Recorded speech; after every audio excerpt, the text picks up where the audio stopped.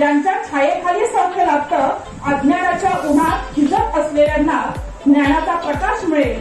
त्यांच्या रेषेखाली लटकलेले असतात मुल्यांच्या चेहऱ्यांचे निरागस असतं. तोच तर बाहेर काढतो चिमुकल्या गोळ्यातून सूर्याचे तेज. तोच तर असतो खरा समाज सुधार. अत्यंत सुंदर अशा पद्धतीनं या 3 दिवसीय प्रशिक्षणामध्ये या सर्व फुलबागांनी आम्हाला तज्ञांचं मार्गदर्शन केलं. खरोखरच शैक्षणिक आराखडा NEP 2020 या शैक्षणिक आराखड्यामध्ये अत्यंत सुंदर अशा पद्धतीनं शिक्षकांनी कसं अपडेट राहायला पाहिजे याबद्दलचं संपूर्णपणे 3 दिवसीय प्रशिक्षणामध्ये आम्हाला ज्ञान दिलं गेलं. त्याचबरोबर शिक्षकांनी 3 दिवसीय प्रशिक्षणामध्ये आपला जीवन कौशल्य कशी विकसित करावी, त्यांचं पूर्णपणे अवलोकन विद्यार्थ्यांच्या अंगी कसं करावं, विद्यार्थ्यांची सुप्त कला कौशल्य कशी विकसित करावी आणि शिक्षकांनी आपल्यासोबत विद्यार्थ्यांना कसं अपडेट करावं हे सुंदर अशा पद्धतीनं मार्गदर्शन करण्यात आलं. कौशल्य विद्यार्थ्यांचं ज्ञान दिलं गेलं. त्याचबरोबर या समाजामध्ये बेरोजगारीचं प्रमाण वाढत चाललेलं आहे आणि विद्यार्थ्यांना व्यावसायिक शिक्षणातून त्यांना शैक्षणिक प्रगती पथावरती कसं आणावं हेही ज्ञान दिलं गेलं आणि सुंदर अशा पद्धतीनं 3 दिवसीय प्रशिक्षण झालं. त्याचबरोबर सुरुवातीला सकाळी आम्ही आल्यानंतर 7:30 वाजता जे लोंढे सरांनी कृतीयुक्त शिक्षण आमचं घेऊन आम्हाला कृतीयुक्त केलं याबद्दल लोंढे सरांमध्ये आभार मानते. जे आपले सुलभन आहेत त्यांची रिलेटेडची पुस्तकं आणून सर्वांचं मन प्रेरित केलं त्याबद्दल नाळे सरांचे या ठिकाणी आभार व्यक्त करते. आणि या ठिकाणी ज्यांनी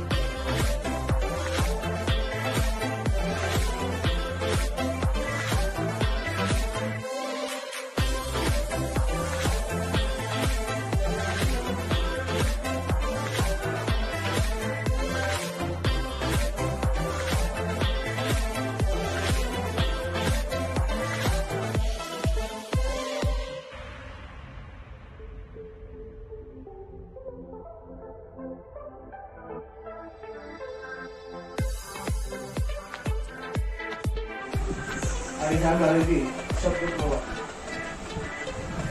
त्याबद्दल त्यांना पहिल्यांदा धन्यवाद.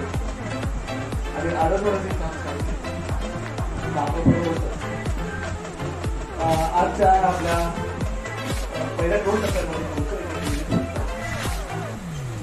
तिथं साहेब नोटीस जिल्हा परिषदेने आणि त्याचं संपादकीय विभाग पूर्ण सरांकडे दिलेला. सुंदर अंतरचे आपलं सगळं सरासर आणि पुस्तकाबरोबर आपण व्यक्ती वाचतो, त्याला माणसं वाचायची खोड आहे.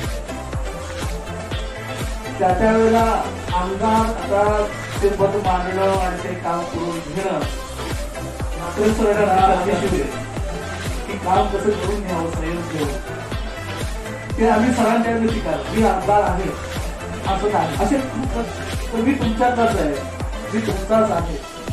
हा जो जिव्हाळा जपत जे काम करतात सर, आणि त्याच्या अगोदर सुद्धा मी सांगितलं तुम्हाला, एका संस्थापकाची चिरंजीव रोगान कसा असतो तुम्हाला माहित आहे. 12 नापास ते निश्चितच साहेबांच्या बरोबर शिकायला येतं.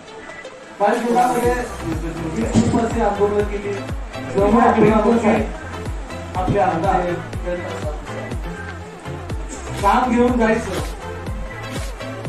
कुणाकडे काम आहे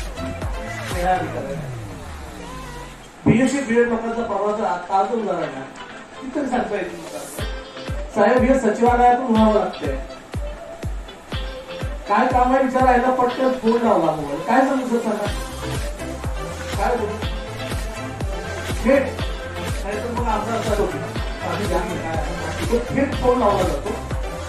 हा माझा अनुभव आणि त्यामुळं कामाची हतोटी किंवा अग्रेसिव्ह उत्तर जातात, व्यवस्थितपणे काम चालू करून द्यायची ते जी हतोटी आहे ती साहेबांच्या खूप स्वागतासारखी आहे आणि ती शिकण्यासारखी आहे.